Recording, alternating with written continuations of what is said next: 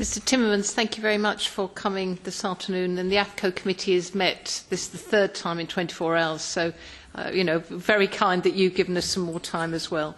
When we last met, I was a member of a political group, but the questions I'm going to be asking you today are as a non-attached. So I'm not coming at it from a Eurosceptic or a Europhile. I'm merely asking some questions which I think would be relevant for citizens across Europe. You gave me a little bit of a glimmer of hope when you said you foresaw, and your comment was, no treaty change in the near future.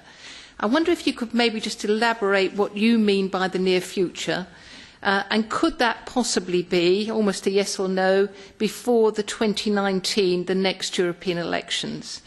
I ask that question in the context that I think it would give European citizens a lot more confidence, if you like, in your statements about engagement in terms of their views, etc., if they felt that there was some definitive timeline.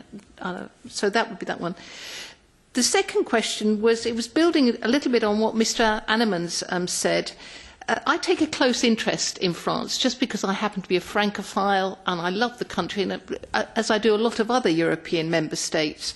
But some of what you responded to him seemed to contradict your own perspectives and points about citizen engagement. And if Mr Macron does win on Sunday, and all the polls are indicating he probably will, he has made a very clear point that he is looking for treaty change. And therefore, again, I'm coming back to this point, it seems to contradict where you came from in terms of your statement. So maybe if you could just clarify, that would be helpful.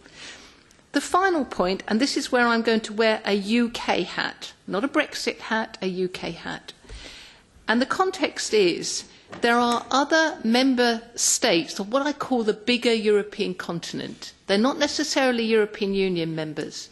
But what you talked about, I think, is something that a lot of those countries would want to sign up to. That could be Norway, it could be Switzerland, it could in the future be the United Kingdom.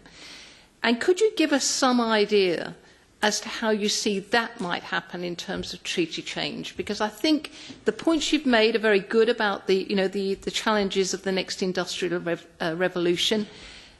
But some of those key countries that took part in previous industrial revolutions would seem to be being sidelined because of the focus just on the European Union. But thank you very much for taking my questions.